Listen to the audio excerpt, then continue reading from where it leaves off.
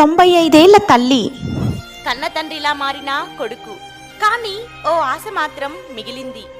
ఆమె వయసు 95 సంవత్సరాలు. పిడుగుపడిన చెట్టులా శరీరం వంచిపోయింది. ఆమె కన్నుల్లో అనుభవాల్ని కాదు, కన్నీళ్ళని మాత్రమే చూస్తున్నాం. ఈ ఫోటోలో కనిపిస్తున్న ఈమె మనకి ఊరికి జన్మనిచ్చిన తల్లి లాంటిదే. కానీ ఆమె చెంత ఉన్న వ్యక్తి మాత్రం అసాధారణం. అతడే వెంకటేశ్వర్లు. జన్మతోనే వికలాంగుడు. అతని జీవితంలో అద్భుతం ఏంటంటే నలుపు కళల్ని త్యాగం చేస్తూ తన తల్లి జీవితాన్ని ముందుకు నడిపిస్తున్నాడు. తాను తినకపోయినా తల్లి పళ్లకు పాలను అందిస్తున్నాడు. తన బాధల్ని మర్చిపోయి తల్లి కళ్ళను తుడుస్తున్నాడు. తల్లి 3 సంవత్సరాల క్రితం కింద పడిపోయి కాలు విరిగింది. అప్పటి నుండి దాదాపు 2,50,000కు పైగా ఖర్చయింది. ఇప్పుడు మందులు కొనడానికి వచ్చే పింఛన్ సరిపోతుంది.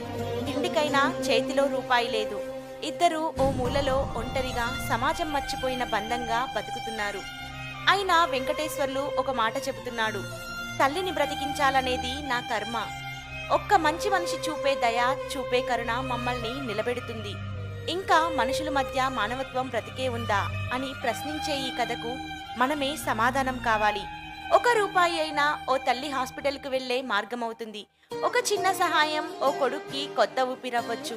దాతలు సాయం చేయదలిచిన వారు ఫోన్పే నెంబర్ 9346687016, సంప్రదించాల్సిన నెంబర్ 8309431953. ఓ తల్లి జీవితానికి మీరు చూపించే ప్రేమే ఆ కన్నీళ్లకు చివరి బొట్టు కావచ్చు. ఈ కథను పత్రికల్లో, టీవీలలో చూస్తున్న మీరు ఓ అవకాశం కావచ్చు, ఒక వెలుగు కావచ్చు, ఒక ఆశ కావచ్చు.